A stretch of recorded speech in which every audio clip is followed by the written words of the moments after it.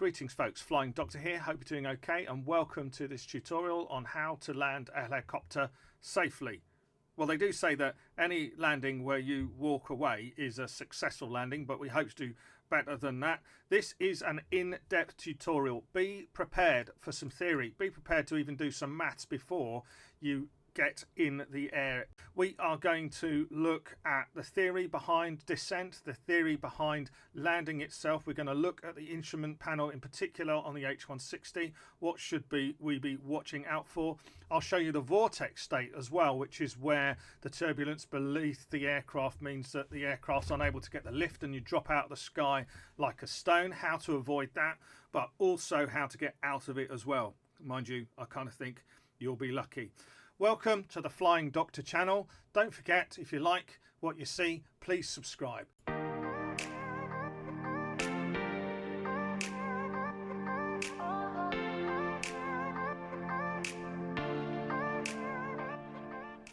So yes, a big shout out to ChicoMick.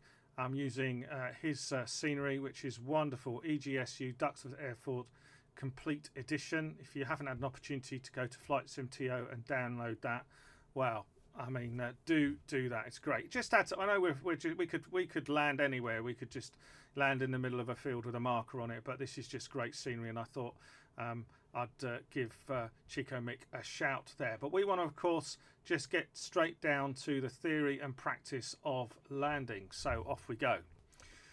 Now, the first thing that I want to do is just talk about rates of descent, calculating rates of descent in feet per minute. This works for any kind of area of aviation. I thought it's helpful, gives us perspective when we're planning our flights. So, for example, how do we calculate a rate of descent in feet per minute? Why feet per minute? Because you can plug that into your vertical speed in the H160, the H145, other aircraft as well. So it's quite simple. Firstly, know the amount of descent you need to make. Now here, you'll notice that I've given an example of I'm looking to make a 6,000 foot of descent over 20 miles, but I'm accounting for the height of the airport in the first place. It's only about 50 feet here at Duxford anyway, but also I'm allowing a period about a mile away to see at 500 feet where I might want to land, just to search things out even more. So I'm looking for a drop in altitude of 6,000 feet. I'm allowing myself 20 miles to do that, and my ground speed here is 80 knots. Now this is really important.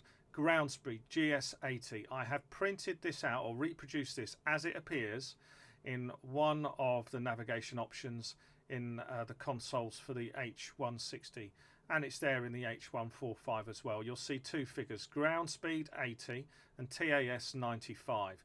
Essentially those are two different readings of airspeed, because you can have airspeed relative to the air and you can have a ground speed which is accounting for headwind. So there's different measurements here, but the thing is that you want ground speed, because you could be flying into a headwind, in which case your readout of how fast you're going through the air will actually not be true relative to the ground. Or you can have a wind behind you that's pushing, which might, so you could be flying at 60 knots here, but you've got a strong tailwind and that's pushing you forward, and you need to account for that, especially over the larger distances.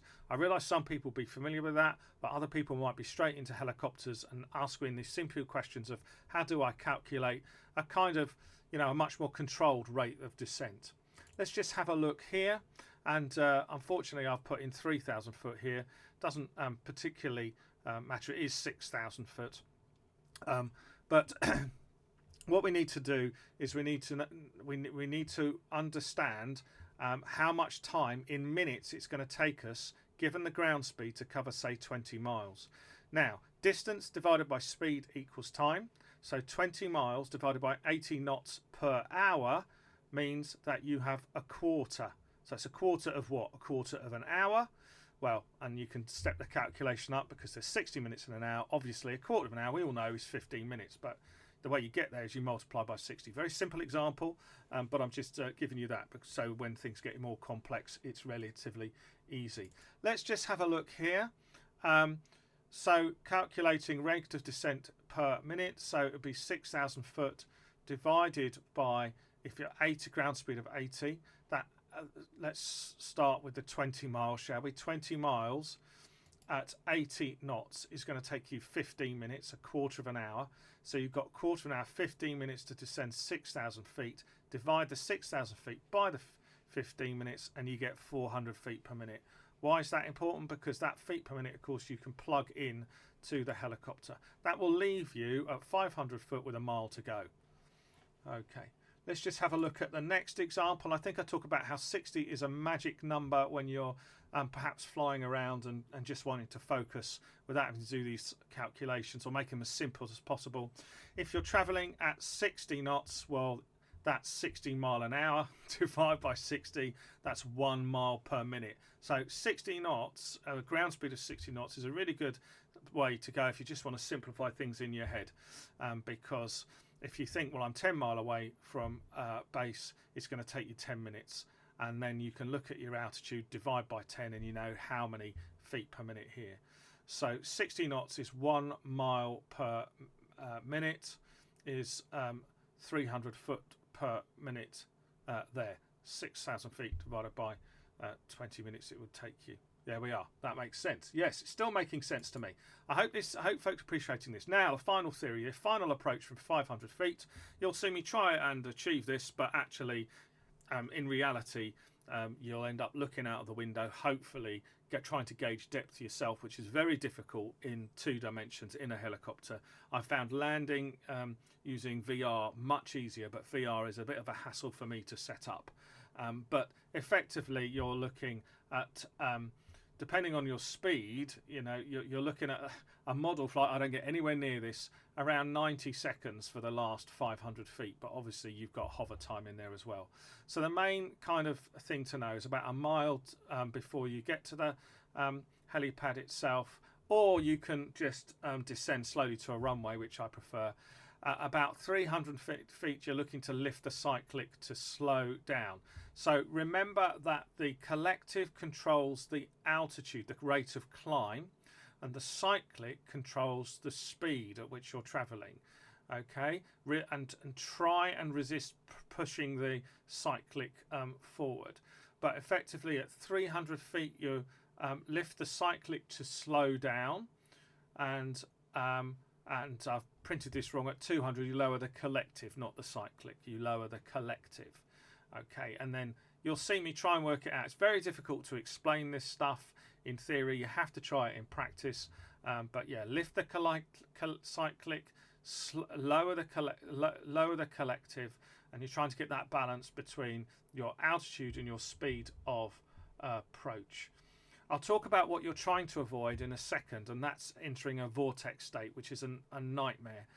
That is where the turbulence under the aircraft means that the aircraft loses lift, and it's very difficult to recover from, which is why you're looking to try, even though I might not achieve it, to maintain forward momentum as long as possible, because forward momentum will get you out of difficulty, and I will show you how to get out of vortex as well. So crucial things to read on the flight management display itself.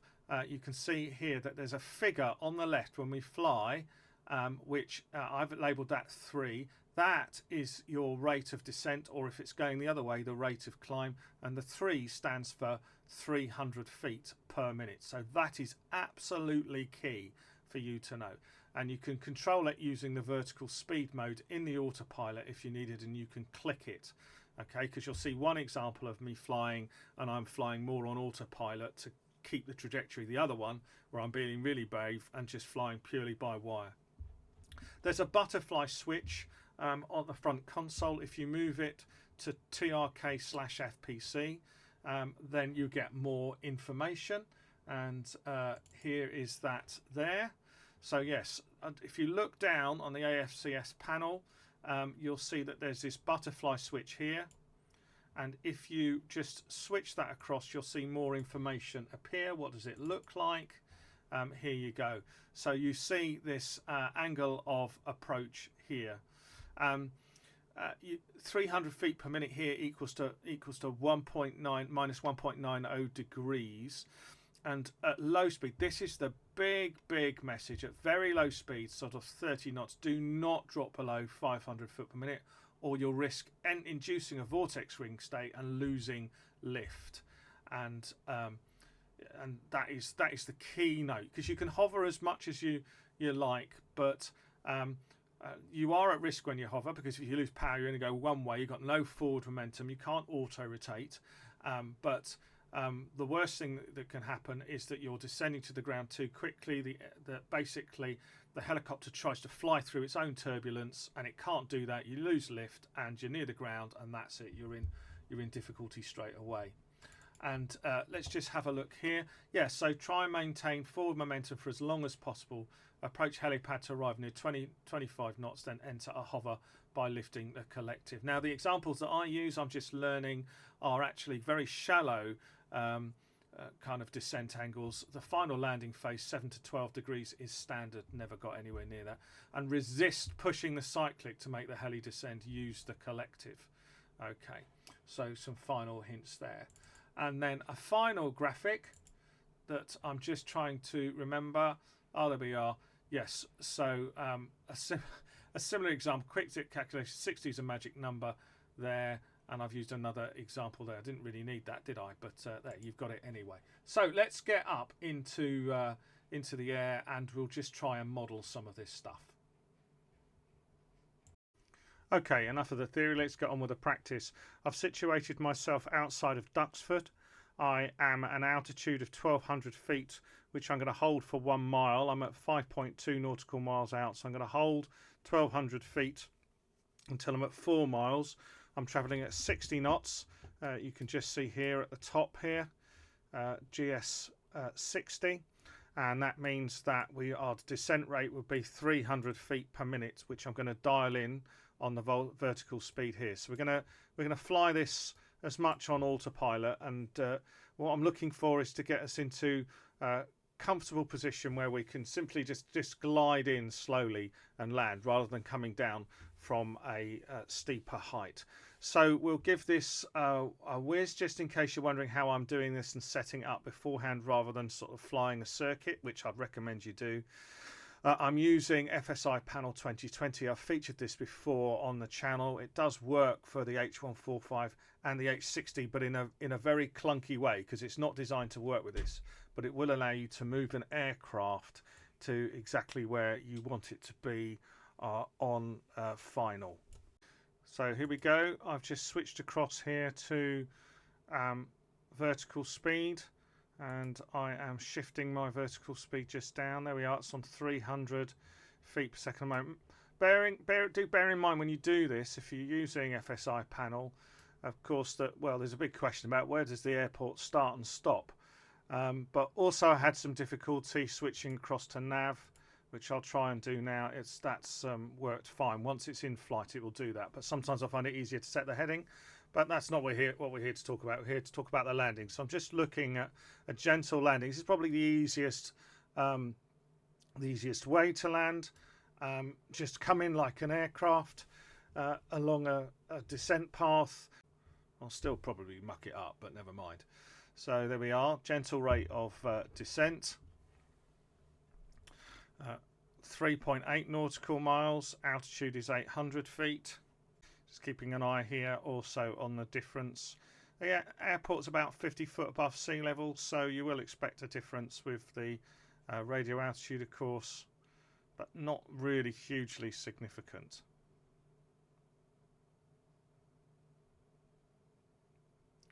Now you could choose to move into manual flight as soon as you want, or you could choose, I think once I'm going to get to 500 feet here, I'm going to definitely hold on the altitude.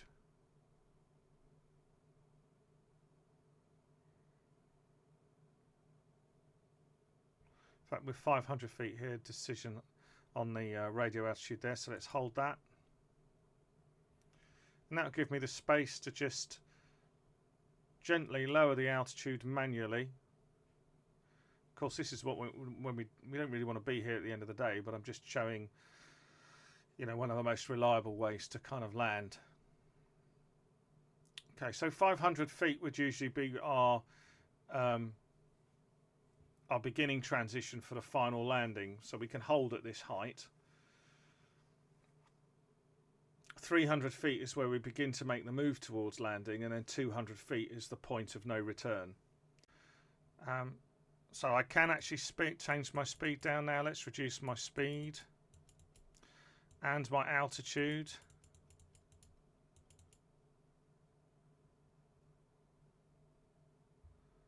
We're still on 300 feet per minute.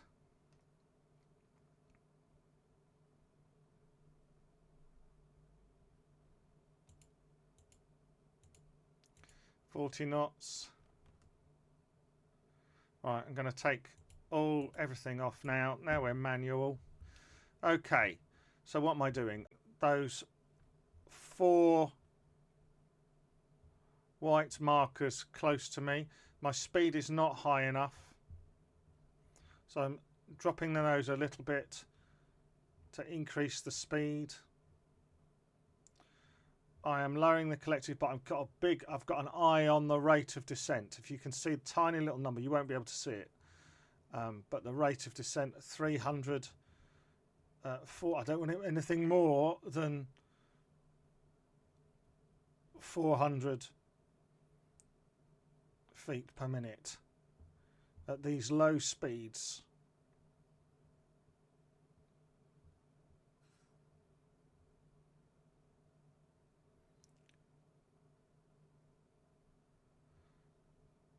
This is much slower landing than I anticipate, but you might be able to mirror this.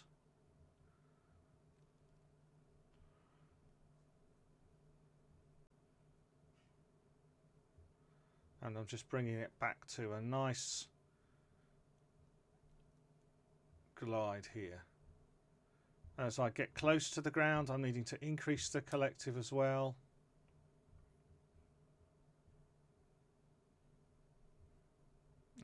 And now I'm more or less taxiing.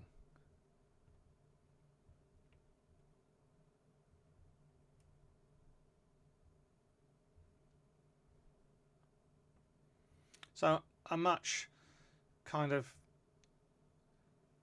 shallower descent.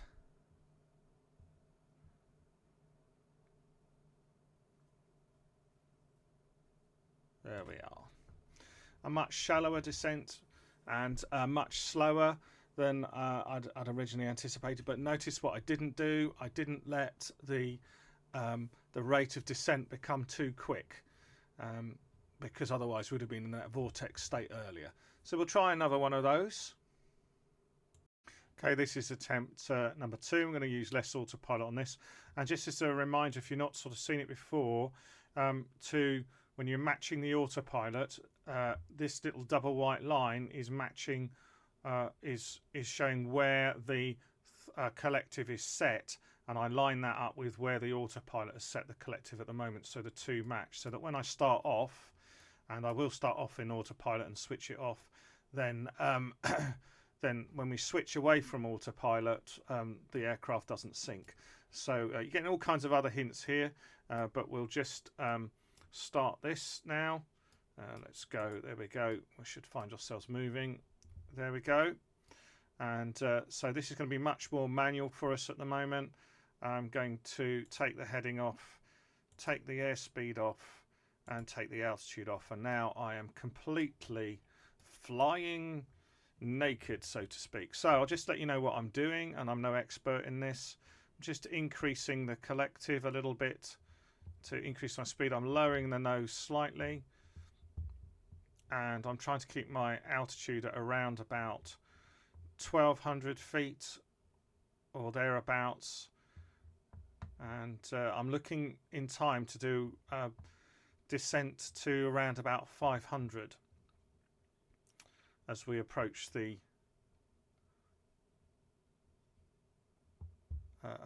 runway threshold. I'm just lifting the nose now. It's a bit like rubbing your tummy and patting your head at the same time. This balance of inputs effectively. But I'm looking to just maintain a nice balance of inputs that balance the speed and the altitude. I'm quite relaxed about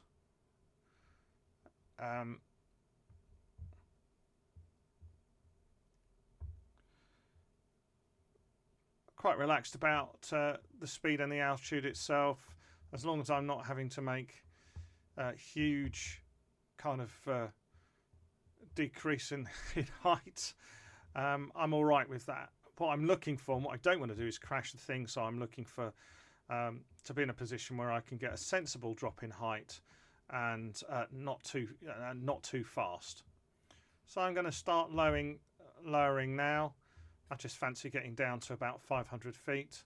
So I'm dropping the collective, not pushing the nose down. Resist that. Lowering the collective, and you can see that my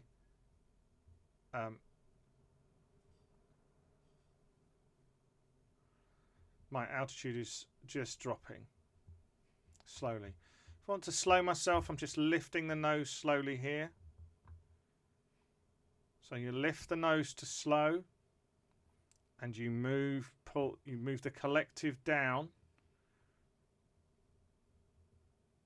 to change your angle of descent in effect, which is where it's linked to your velocity. It's linked to your speed, I know, but that's the thing. So lowering the collective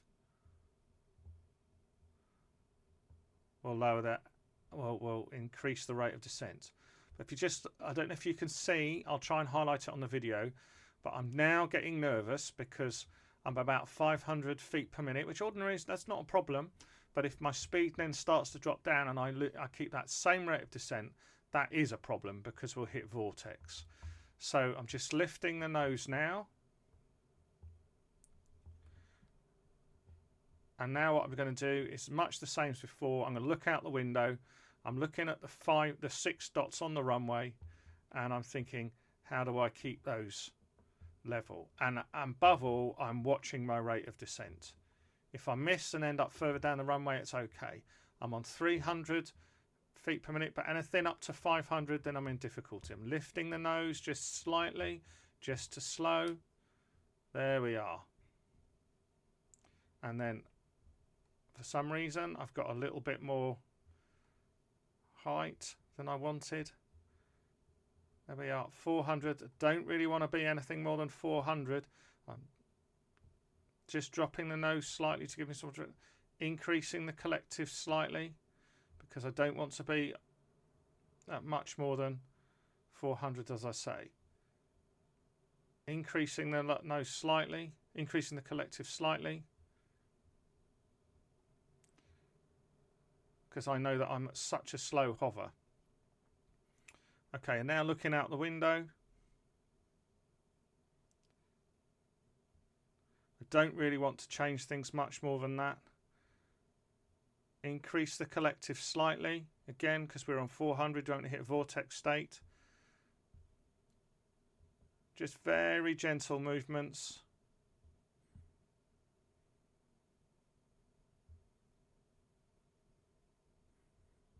There we go. Now obviously I'm looking to demonstrate arriving at a certain point here.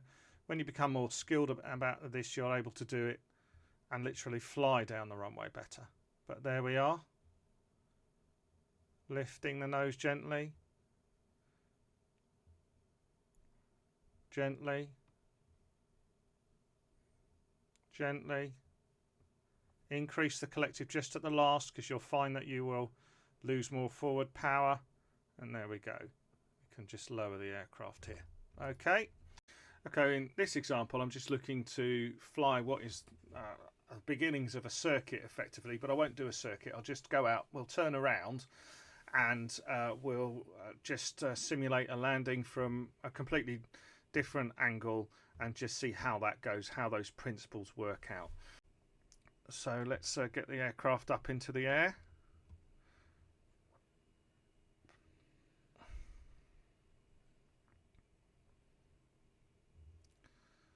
Just flying down the runway. I'm looking to get to around about 1,000 feet.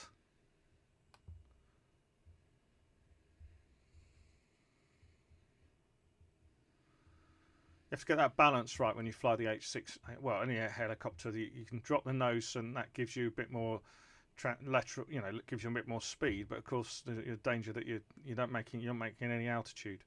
So I'm just increasing the collective now and looking to climb to around about 1,000 feet. So there we are at about 1,000 feet. Let's just level off there. I'm just allowing the helicopter to turn around. There's nothing around me, there's no traffic around me.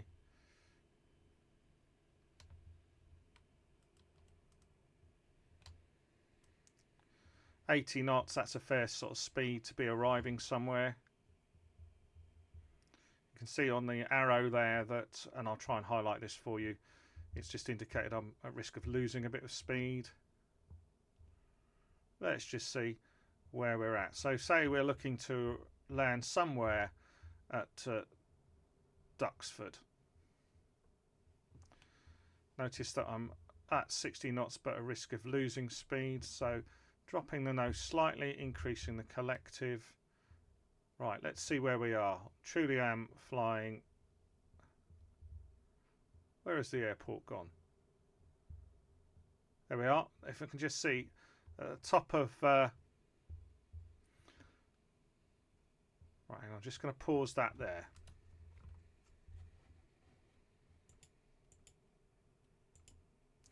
Okay, so here we are.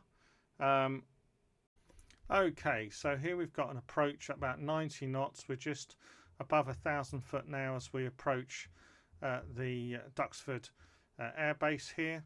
I am just going to model exactly how I do things. So I'm reducing down my speed to 60 knots. I'm descending at about 500 feet per minute. That's not great, but really I'm managing a lot through the window here. Whilst I've got a mind on the instruments. The one thing that I am looking at is the rate of descent. If the rate of descent is too steep and I'm too slow, I'll hit Vortex. So the collective controls the climb, or the decreasing climb up and down, and the cyclic with the nose lifting up controls the rate of descent as well to a degree. So I'm holding in my mind just this curve building here to aim for as I aim for the grass. I'm at 400 feet per minute, which is quite a quick rate of descent. I'd like to see it drop down slightly more.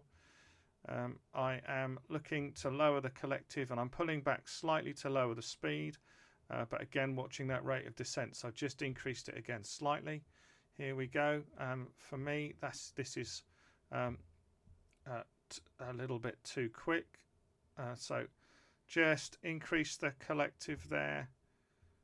Right, so collective controls the rate of descent.